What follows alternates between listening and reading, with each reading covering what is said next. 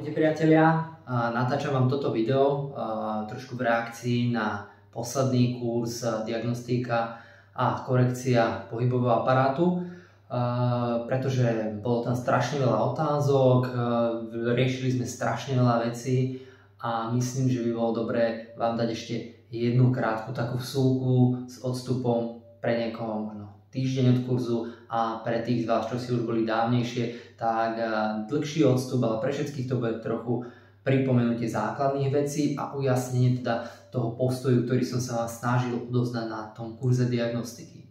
Tú diagnostiku viete použiť, dajme tomu 4 základnými spôsobmi, samozrejme vedeli by sme si to aj inak rozdeliť. Ten prvý je komplexná diagnostika, vstupná, keď máte na ňu viac času, napríklad 50 minút, komplexná anamnéza, všetko si viete vytestovať, či už viac podrobne alebo menej, viete si tam pridať svoje veci, niečo z DNS-ky, niečo z kondičného testovania a tak ďalej, záleží úplne na vás. Čiže to je tá obšírna diagnostika.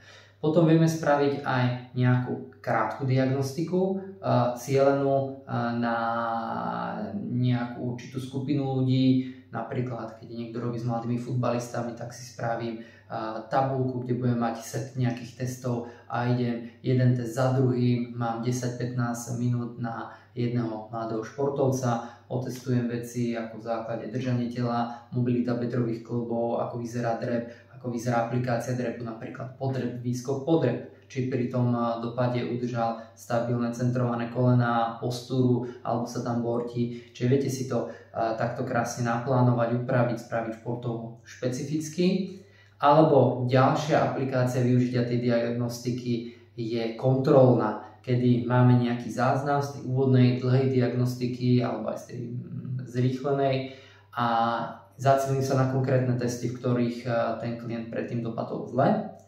A úplne jednoducho len pretestujem, či sme sa zlepšili a ako výrazne sme sa zlepšili, aby som mal rýchlu spätnú väzbu na doterajší obsah a vedel upravovať ďalší obsah a program, prípadne aj prácu s tým klientom. Keď počas tej úvodnej napríklad hodinovej diagnostiky nájdete niekoľko nedostatkov, ako nesprávny stereotyp drepu, skrátený hamstring, obmedzenie v rozvoji hrudnej chrbtice, tak tieto 3 testy si viete spraviť naozaj v priebehu pár minutiek a viete mať nespätnú väzbu, ako sa hýbete. No a ten posledný, ktorý vlastne bude asi ten najpoužívanejší, je, že diagnostika je celý priebeh tréningu. Pretože vy už ste zase vybavení novými vedomostiami a zručnosťami a keď ten klient cvičí, tak už vidíte, či sa vám nejaké to cvičenie pozdáva alebo či sa vám nepozdáva. A keď sa vám nepozdáva napríklad rep, tak už viete zo školenia, čo by ste si mali v základe dotestovať, aby ste vedeli prípadne upraviť tréning. A keď sme už pri tom drepe, tam najčastejšie sledujeme teda pohľad spredu, či udrží centrované kolena alebo mu prepadávajú. Keď prepadávajú, kde môže byť problém? Môže byť problém aj v chodidle, čiže pozriem si, ako vyzerá to chodidlo, či nie je ploché, či neprepadáva. Môže byť problém aj alebo iba v oblasti bedrového kĺbu, napríklad slabé extrarotátory alebo pelvifemorálne svaly, čiže tie hlavne gluteálne svaly tam radíme, keď sú nedostatočne silné alebo prípadne nedostatočne aktívne, tak neudržujú to koleno. No a to si vieme napríklad pozrieť aj v testoch ako stoj alebo potreb na jednej nohe, že ako veľmi nám to prepadáva a vieme toho klienta trošku zaučiť do konkrétnych korekčných cvičení. Alebo môžem si povedať, že OK, stojí na jednej nohe, to pekne drží, dokonca aj podrep, jemný spraviť, čo už je silou náročnejšie, chodidlo vyzerá dobre, ale pri drepoch aj tak tie kolena idú donútra, tak môže to byť len chybný stereotyp.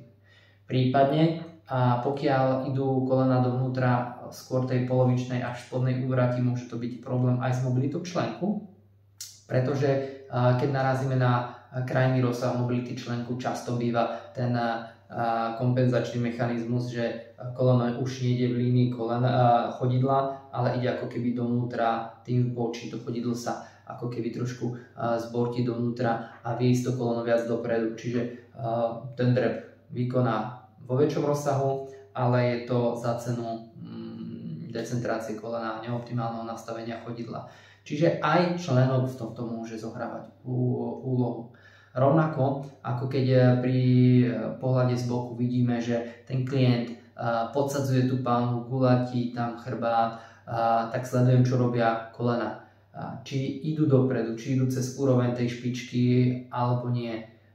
Keď nejdú, jednoduchý test, mobilita členku, pristenie, vzdialenosť peste a vidím, či tam tú mobilitu má alebo nemá. Ak ju tam má a tie kolena, ak ju má a viazne pohyb kolien vpred, tak to môže byť opäť stereotyp, ale môže to byť prípadne aj slabosť tých lítkových svalov, ktoré síce v teste bez záťaže pustia do toho rozsahu, ale v záťaži limitujú, lebo je to pre nich zraniteľná, nebezpečná pozícia, keďže je silovo už náročná. Čiže opäť otestujem si, ak je mobilita dobrá, pozriem, či to nie je otázka stereotypu, či to netreba aj doposilovať. Ak je mobilita zlá, jednoduchý drill mobility, mobility členku, prípadne viem prevalcovať a tak ďalej. Keby bol členok dobrý a kolená idú cez špičky a stále podsadzuje, tak by sme sa pozerali, kde, hlavne na hamstringy, to býva často problém a tam chcem vidieť napríklad jednoduchý test aktívneho prednoženia a pozriem si, aký rozsah tam je. Veľmi podobné veci si všímajú aj pri drepe vo výpade alebo pri výpadoch, tiež to koleno, tiež postúru, stabilitu. Tam sú oveľa väčšie nároky často, teda podľa zvolenej varianty, a zväčša sú na mobilitu členku. A ak mám teda užší postoj predozadne, ak mám širší, že spravím väčší výkrok, tak budú väčšie nároky na mobilitu bedrového kĺbu, konkrétne schopnosť natiahnuť flexory bedrového kĺbu. A to môže byť aj súčasne taký test, že OK, klient robí drepy vo výpade a začína sa tam veľmi prehýbať v tom chrbte a nevieme ho zastabilizovať, tú pánu sa mu snažíme zafixovať, stále ho to tam ťahá, tak by som sa zameral práve na tie ohýbače bedrového kĺbu. A kým to neroztrečujem, neodstraním to obmedzenie, tak môžem mu korigovať techniku, napríklad tie nohy dať bližšie predozadne, že nebude robiť taký veľký výkrok, alebo ten trup nebudem od neho vyžadovať nejaké veľmi napriamené držanie v zvislici gravitačnej, ale to napriamené držanie mu ľahko dám do náklonu, čiže bude v miernom náklone vpred. Nie zagulatený, nie prehnutý, len v miernom náklone a tým uľavím extenčným nárokom na ten bedrový kĺb. Čiže toto všetko si viete jednoducho aplikovať. Teraz som zdôraznil tie najvýraznejšie veci, ktoré môžete upraviť, a keby ste si len tieto veci zobrali a aplikovali do praxe, tak ak ste ich doteraz takto intenzívne nevyužívali, tak je to obrovský pokrok pre výsledok vašej práce a vašich klientov, ak s nimi cvičíte, alebo ak sú to deti, aj naučiť a odsledovať si napríklad, či to dieťa vie spraviť správny, pekný, ideálne hlboký drep, je veľmi dobrý predpoklad pre rozvoj ďalších kondičných schopností, lebo v tom prípade má dobrú mobilitu členku, dobrú stabilitu dolných končatín a trupu, dobrú mobilitu bedra. Možno nie vo všetkých rozsahoch, ale v tých, čo bude veľa využívať, je to veľmi dobrý predpoklad, takže toto odporúčam. No a samozrejme, ten kurz diagnostika ponúkal testy diagnostické, k nim aj základné korekcie, ale bolo veľa otázok a v tom prípade môžem len odporúčiť. Buď sa prihlásiť napríklad na Procore, kde naozaj dostanete takú kuchárku, taký manuál od diagnostiky stredu tela a riešenie najčastejších problémov, ako napríklad niektoré trigger pointy, ktoré môžu inhibovať svaly brucha alebo pôsobiť nejaké dráždenie, nekomfort až bolesť pri cvičení svalov brucha napríklad v chrbte, cez základné jednoduché cvičenia, ktoré robíme s menej kondične zdatnými ľuďmi, až po kondične aj technicky náročné cvičenia, čiže to je krásny balík. A druhý krásny balík dokážete získať napríklad na školení Pro Mobility, kde dostanete kuchárku na tie najproblémovejšie oblasti alebo skôr segmenty, čo sa týka rozvoju pohybu, od pasívnych prostriedkov, keď si tak nazveme loptičky, práca s loptičkami a valcami pri uvoľňovaní trigger pointov, cez statický stretching, PNF stretching, aktívny stretching, cvičenie v plnom rozsahu, čiže opäť od toho pasívneho uvoľnenia až po integráciu nového rozsahu pohybu do aktívneho pohybu, čo je ten kľúčový cieľ, ktorý chcete dosiahnuť. Čiže toto sú tie dva základné moduly, ktoré vždycky odporúčam po tej diagnostike. Samozrejme záleží na vás, kam chcete ďalej smerovať. Prípadne iné školenia, budem mať veľmi kvalitné zahraničné školenie od EPI, čo sa týka kondičného tréningu, takže môže byť aj tento smer zaujímavý, alebo Pro Movement, diagnostika a korekcia 2, alebo ktorýkoľvek iný kurz. A hlavne odporúčam vzdelávať sa.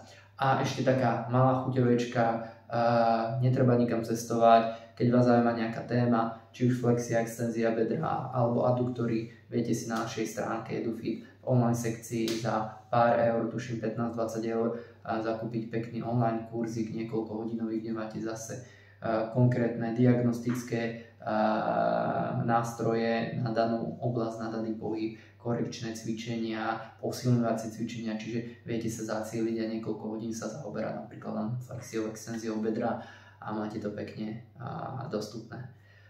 Držím palce, keby ste mali o akékoľvek otázky, kľudne píšte, či už toto video vidíte na YouTube, Facebooku, alebo napíšte na e-mail edufit.sk@gmail.com. Držím palce, majte sa.